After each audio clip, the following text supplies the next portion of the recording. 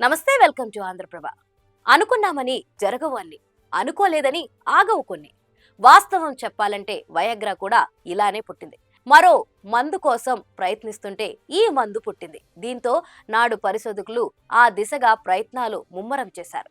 ఫలితంగా అంగస్తంభన సమస్యకు ఆమోదం పొందిన మొట్టమొదటి నోటి మాత్ర అంటూ 1998లో అమెరికా, బ్రిటన్లో వయాగ్రా మార్కెట్లోకి వచ్చింది.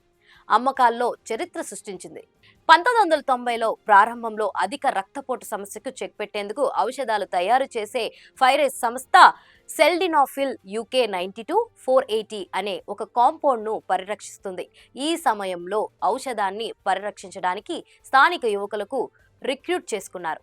ఇందులో భాగంగా 1992లో ఆ కొత్త ఔషధాన్ని పరీక్షించే ప్రక్రియలో పాల్గొనడానికి ఆ పట్నంలోని కార్మికులు అంగీకరించారు.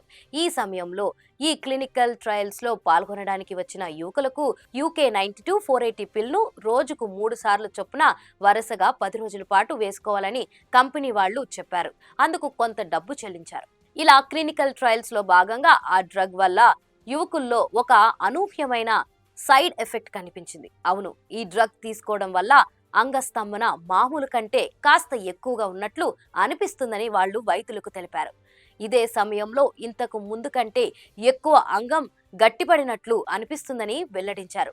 ఈ సైడ్ ఎఫెక్ట్ ను గమనించిన ఫైజర్ సంస్థ అప్పటికే జరుగుతున్న అధిక రక్తపోటు సంబంధ అధ్యయనంతో పాటు నపుంసకత్వంపై కూడా రీసెర్చ్ చేయడానికి నిధులు సమకూర్చింది. ఈ క్రమంలో 1994 ప్రాంతంలో స్వాన్జీలో తమ తదుపరి క్లినికల్ ట్రయల్స్ నిర్వహించే ముందు అంగస్తంభన సమస్యలు ఉన్న రోగులకు ఆసుపత్రిలో పరీక్షలు నిర్వహించింది.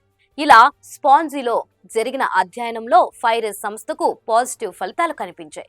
దీంతో తమ చేతిలో ఉన్న ఔషధం చరిత్ర సృష్టించబోతుందని వారికి త్వరగానే అర్థమైంది.